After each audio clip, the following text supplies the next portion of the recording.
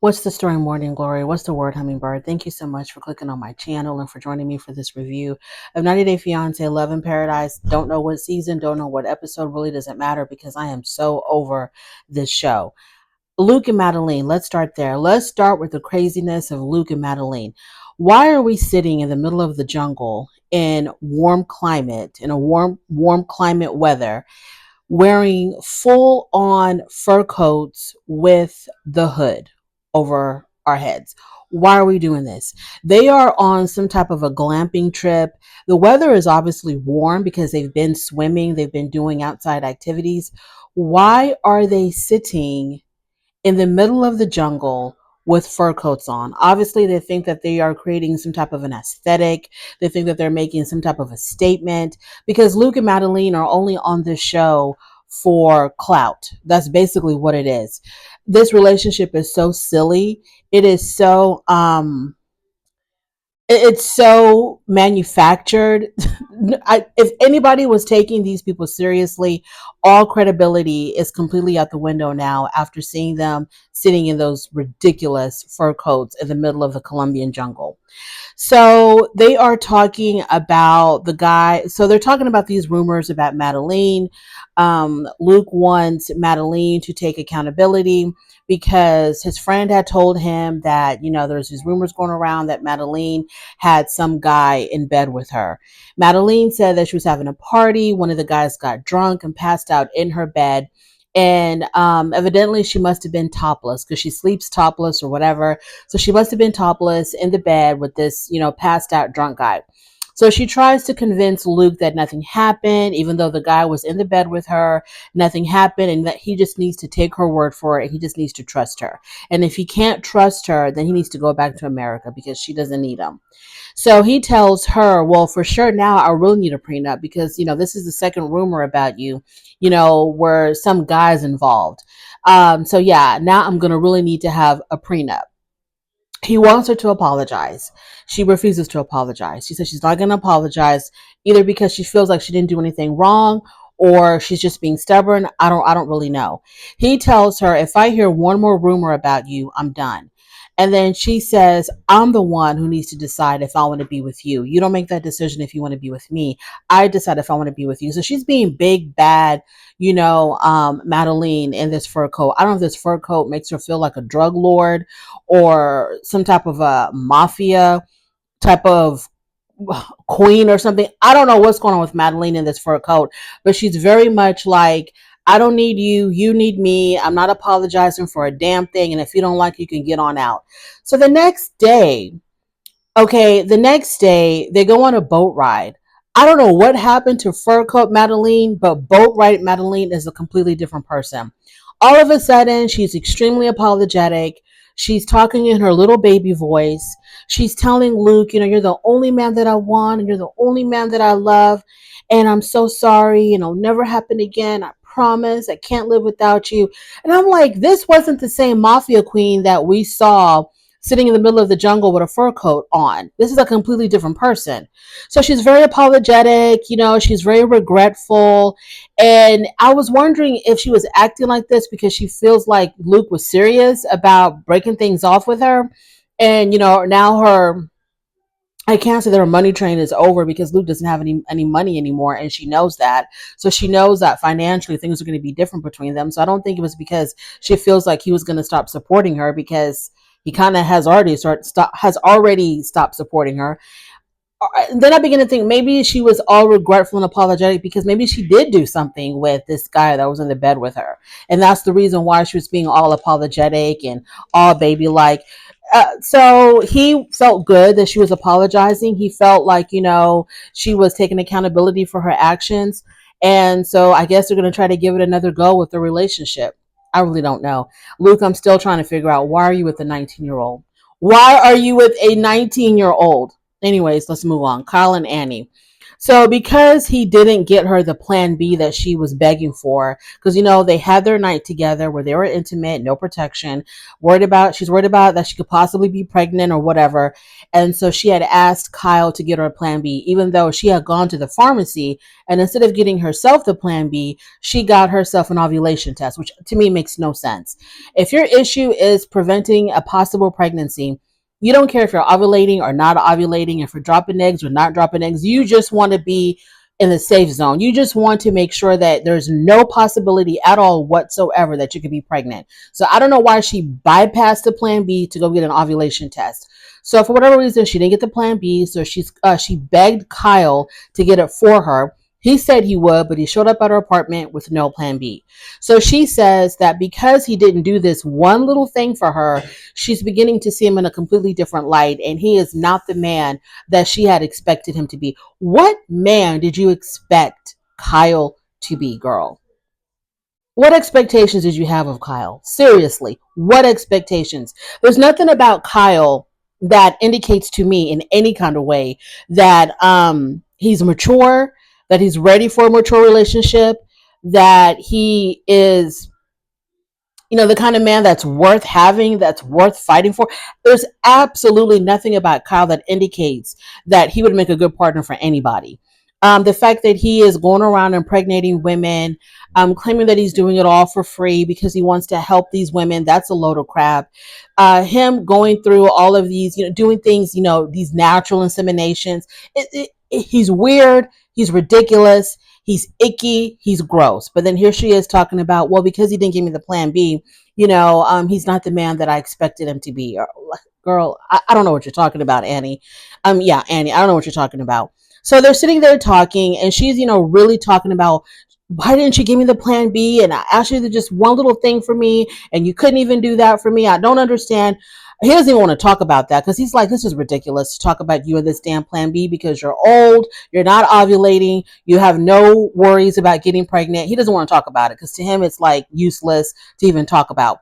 So he brings up on his phone, he pulls up his STD test, his test report showing that he's completely STD free. And he shows it to her. And she's like, why are you showing me this? He's like, well, I want you to know that this is what I did for us to prove that, I care about you. So, right before we got intimate or whatever, like a day or two before they did it, he had gotten tested or something. And she's like, you didn't take this test for me. You took this test because you're naturally inseminating women and you're doing this for your potential insemination clients. This is why you took the test. So I'm glad she saw through that nonsense. I'm glad she saw through that. He did not take this test to reassure Annie. He took this test because he needs to reassure his clients that he's free because they don't go through clinics where, a clinic is running these tests. Well, he went through a clinic to get tested, obviously, but the women are not going through clinics where a doctor is reassuring them that this person is clean and, it's safe to get pregnant by them.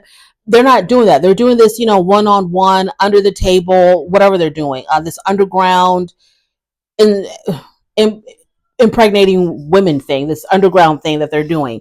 So, and him just pulling it up on his phone doesn't necessarily prove that it's him or that this test is real because you can get anything off the internet, y'all. I saw the other day somebody on TikTok was selling anything you want under the sun. They were selling obviously like high school degrees, college degrees. They're selling certifications for certain skill sets. They were selling licenses for certain skill sets. All this stuff you can get on the internet. So I wouldn't put it past Kyle to download or buy a fake STD test. So they start talking about her ex. Evidently, right before Kyle came to Malta, she had a fling with one of her ex-boyfriends. So he's grilling her on that. And he's like, I don't know why you have an issue with me inseminating women when you were with your ex-boyfriend before I arrived. And he says, if I would have known that before coming to Malta, I would never have even come here if I would have known that. He says in his confessional to us that the reason why her being with her ex-boyfriend is worse than him naturally inseminating women is because he doesn't have a connection with these women. Annie has a connection or an emotional tie with her ex-boyfriend, and that's what makes that worse. I don't know What's worse, what's not worse, what I do know for sure is that this is a very weird situation. I've never seen a person like Kyle before. This is extremely weird. This is extremely unusual. And the fact that Annie is willing to give this man any kind of any second of her time knowing what he does, it's just beyond me. So because he's not coming out and telling her that he's going to stop doing whatever he's doing, she starts crying and she gets up and she walks away, but she'll be back. She always comes back. Let's move on to Alex and Adriano. So Alex tells her cousin Tiffany, because her cousin's in Italy visiting her. Alex tells her cousin Tiffany that Adriano, and this was done, what Adriano told her, what I'm about to say, I think it was done off camera because I don't remember this conversation at all. So this must have been done off camera. So she tells her cousin that Adriano told her that, he wouldn't mind having a threesome with Alex and Tiffany, with Alex and her cousin Tiffany. And so she tells her cousin this, and her cousin is like, and girl, you are still with him? Like, I don't understand. You are still with this man after he would suggest something so deplorable, so awful like that. You're still with him. And so they call Alex's aunt and they tell the aunt what Adriano said. And the aunt is also like, girl, get your butt back home and leave that man alone. You don't want this. Number one, he's not a man of God. Number two, he's addicted to threesomes. Number three, he's willing to have a threesome with your own damn cousin. That's nasty. So get on a plane and come back home. But she still wants to have a conversation with Alex for whatever reason. I don't know. Because as soon as those words came out of his mouth that he wanted to have a threesome with her cousin, she should have slapped him and she should have been on the first plane back to America. I don't even know why she's entertaining this man anymore. So he comes and he picks her up because they're going to go on a boat ride. And while they're out there, she brings up the whole thing that he said about Tiffany.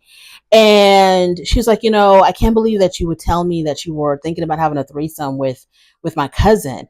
And Adriano was like, oh, because first of all, he had forgotten that, because this is how she started the conversation. She said, I told Tiffany what you said. And he's like, what did I say? And then she explained to him, how you wanted to have a threesome with me and her. And he was like, oh, man, I was just talking mess. I'm not even attracted to her. She's not even my type. And so then Alex says, okay, so you're going from, I want to have a threesome with you and Tiffany. Now you're saying that she's not even your type. And then he comes back with, well, just like you said, you were willing to have threesomes with me. And now you're saying that you want a traditional relationship. And so then when he said that, I was like, excuse me. She told, according to what Adriano had said, he said that Alex had said to him that she was willing to have threesomes with him. That's what Alex had said to Adriano. But then she changed her mind, and now she's on this whole thing about how I would never do that. I thought that she had told him that she had experienced that in the past. She had done threesomes in the past during her college years, right? But she is no longer doing them now.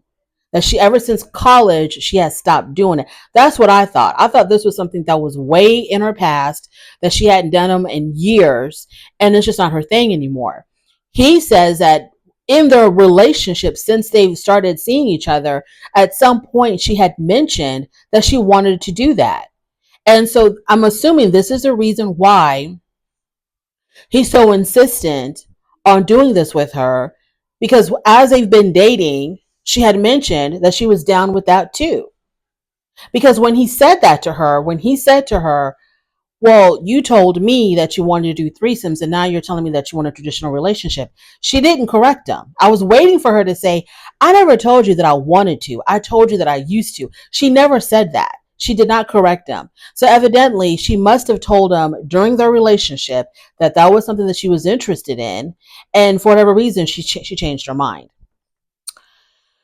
But anywho, so she wants him to apologize about the whole cousin thing, wanting to do that with her cousin. She's waiting for him to apologize. He's like, he wasn't going to apologize, and he didn't apologize. And I'm like, girl, whether he apologized or not, that was still very much inappropriate for him to say that. So even if he did apologize, you should still break up with him. Okay, you should still break up with him.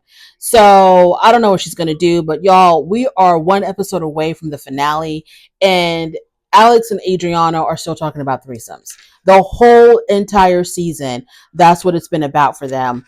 That's been their only topic of conversation, and I'm so sick of it. Moving on to Aaliyah and Sean. So Aaliyah and Sean are out to dinner, right? And Sean's about to come back to the United States. So this is like, I think his last night in Brazil. So Aaliyah wants to set some boundaries on certain things. For example, him being with other people, she wants that to stop. Especially, well, let me take that back. This is what she tells them. She tells him that she's okay with this open relationship only up until she comes to America. After that, it's going to have to stop. And he's like, okay, that makes sense. And then she says to him, but between now and then, you can still have your we can still do this open relationship thing, but I don't want you to be with anyone that you have a connection with. It can only be with strangers, random people. And Sean was like, no, I'm not going to do that. He's like, that's putting myself at risk. So, yeah, that doesn't sound safe to me. And I'm not willing to do that. I would rather continue what I've been doing until we get married or until you come to America with the person that I feel the most comfortable with, which is evidently he has an ex boyfriend where they, casually will hook up. And she does not want that because she doesn't want this person to constantly be in their world or in their life. And I guess Aaliyah feels like because there's this connection between Sean and his ex, that somehow this person will always be around. And she doesn't want that. This is messed up. This is so messed up. Um, it's just messed up. Like, no. Normally, when I hear people talk about, oh, it doesn't even matter what I hear. It's just messed up because she wants him to do a certain thing. He's not willing to do that certain thing. I don't understand how they're going to have harmony. Because I don't think that Sean will easily stop seeing this person even after Aaliyah comes to the United States and even after they get married. I don't think Sean's going to stop seeing this person. I think this person will always be like, in the background somewhere. And he might not actively be with this person while he's with Aaliyah, but I have a feeling that like if him and Aaliyah get into a really bad argument, he's going to run back to that ex-boyfriend or whatever. Or if they're apart for any reason, he's going to go back to that ex-boyfriend for casual hookups. So I don't know. Like I said, Aaliyah should probably most likely break up with Sean. Break up with Sean. And as I said before, I think she's with Sean for monetary purposes. I think that's one of the things that keeps her with Sean, among other things. I'm pretty sure she does have feelings for him and that she loves him. But I think what also keeps her around is the money. And I think that's the reason why she can't let it go, can't let him go. But yeah, if he's not willing to give up his ex, this is just weird. All of these relationships are extremely weird. So it's hard for me to make logical sense of something that I deem as very much illogical. So it's hard for me to even talk about these people because I don't understand exactly what they're doing or why they're doing what they're doing. None of this makes any sense to me. So that's my review. Thank you so much for joining me. I really do appreciate it. On your way out, please don't forget to rate the video. If you like this content, please subscribe to my channel and I'll definitely talk to you later. Bye.